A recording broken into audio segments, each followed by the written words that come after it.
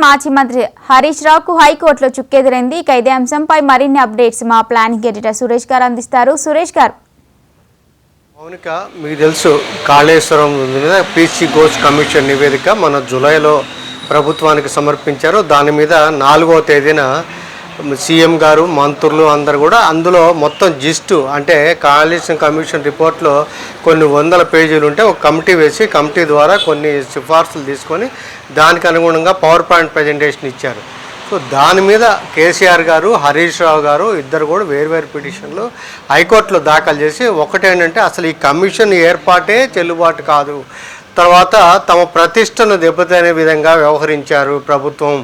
Notice కూడా 8B కింద 9C కింద మాకు నోటీస్ ఇవ్వాలి, ఆ నోటీసు ఇవ్వలేదు. కమిషన్ ఆఫ్ ఎంక్వైరీస్ నియమాలకు విరుద్ధంగా దాన్ని విడుదల చేశారు. ఆ రకంగా తమ ప్రతిష్టను దెబ్బతీశారు. కాబట్టి అసలు పీసీ ఘోష్ కమిషన్ నివేదికనే కొట్టివేయాలని చెప్పి హైకోర్టుకు వెళ్ళారు. హైకోర్టులో నిర్ణయం ఇవాళ 2 రోజుల పాటు విచారణ జరిగింది. ఆ విచారణ సందర్భంగానే హైకోర్టు చాలా కీలకమైన అంటే నేను ఒక కామెంట్ చేశారు. జస్టిస్ అంటే CJ గారు, అపరేష్ కుమార్ సింగ్ గారు, జస్టిస్ JM మొహియుద్దీన్ గారి ధర్మాసనం విస్తృతంగా చర్చ జరిగింది. నిన్న AG గారిని, సుదర్శన్ రెడ్డి గారిని ఒక హైకోర్టు క్వశ్చన్ అడిగింది. మీరు అసెంబ్లీలో ఈ పీసీ కమిషన్ ఘోష్ రిపోర్ట్ పెడతా అంటున్నారు, ఆ రిపోర్ట్ని అసెంబ్లీలో పెట్టిన తర్వాత నిర్ణయం తీసుకుంటారా, అంటే తదుపరి చర్యలు తీసుకుంటారా, లేదంటే తదుపరి చర్యలు తీసుకొని తర్వాత చర్చ మొదలు పెడతారా ఏంటి అని చెప్పి స్పెసిఫిక్గా అడిగితే ఇవాళ AG గారు రాతపూర్వకంగా ఒక లెటర్ని అంటే ప్రభుత్వం ఇచ్చిన లేఖని ధర్మాసనానికి సమర్పించారు. ఆ ధర్మాసనం ఆ లేఖను పరిగణలో తీసుకుంది.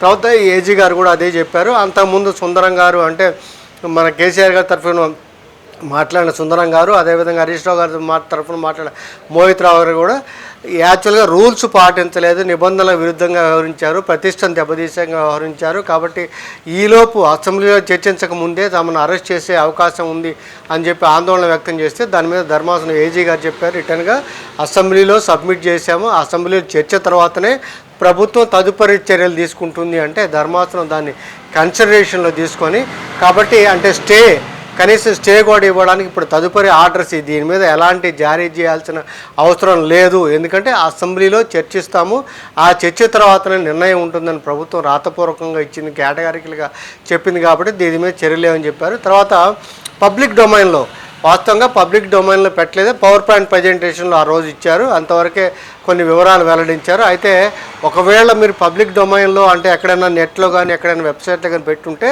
దాన్ని డిలీట్ చేయండి లేదా తీసివేయండి అని చెప్పి ఆ ఆర్డర్ ఇస్తూ 4 వారాలకు మళ్ళీ విచారణను వాయిదా వేశారు. ఈలోపు కేసీఆర్ గారు, హరీష్ రావు గారు వాళ్ళిద్దరు కూడా కొన్ని రిటర్న్గా కౌంటర్ ఏమన్నారు, దానికి మళ్ళీ ప్రభుత్వం కౌంటర్ ఇస్తుంది. 5 వారాల తర్వాత మళ్ళీ చర్చ ఉంటుంది. కాబట్టి ఈలోపు అయితే ఉండదు. అయితే మీరు ఇందులో కీలకమైన అంశం ఏంటంటే ఆ కమిషన్ రిపోర్ట్లో చాలా స్పష్టంగా మెన్షన్ చేశారు ఏంటంటే ఇది మొత్తం కూడా కేసీఆర్ గారు, హరీష్ రావు గారే దీనికి ఈ ఫాల్ట్స్ కూడా అంటే మేడిగడ్డ మీకు తెలిసి అక్టోబర్ 23లో 21వ తేదీన మేడిగడ్డ కుంగుబాటు జరగడం, దాంతో ఆ వాటర్ అంతా కూడా డీవాటర్ ఆ మేడిగడ్డ, అన్నారం, సుందీళ్ళ 3 బ్యారేజీల వాటర్ని డీవాటర్ చేయడం, ఆ బ్యారేజ్ పనికిరాకపోవడం, దానివల్ల 1,00,000 కోట్ల ప్రాజెక్టు నిరుపయోగంగా ఉన్న నేపథ్యంలోనే ఈ పీసీ ఘోష్ కమిషన్ రిపోర్ట్ ఏమి ఇచ్చిందంటే మొత్తం బాధ్యులు అంటే ప్లానింగ్ కానీ, ఎగ్జిక్యూషన్ కానీ, పర్యవేక్షణ కానీ, తర్వాత ఆపరేషన్ మెయింటెనెన్స్ కానీ మొత్తం కూడా నాటి సీఎం కేసీఆర్ గారే బాధ్యుడు.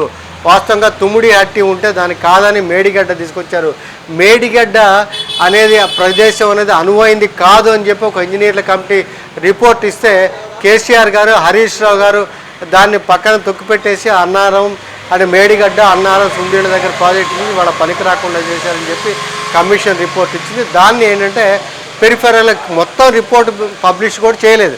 కాబట్టి కొంతవరకే మనకి ప్రతిష్టను దెబ్బతీసే విధంగా ఇదంతా కూడా టార్నిష్ చేశారు. మీరు రాష్ట్ర ఇంట్రెస్టులతో మేము చేస్తే ఇలా చేశారని వాళ్ళిద్దరు వెళ్ళారు. ఇవాళ హైకోర్టు మాత్రం స్టే ఇవ్వడానికి నిరాకరించి తదుపరి మళ్ళీ 5 వారాల తర్వాత విచారణ చేపడతామని స్పష్టంగా చెప్పింది. రైట్, థ్యాంక్ యూ సురేష్ గారు.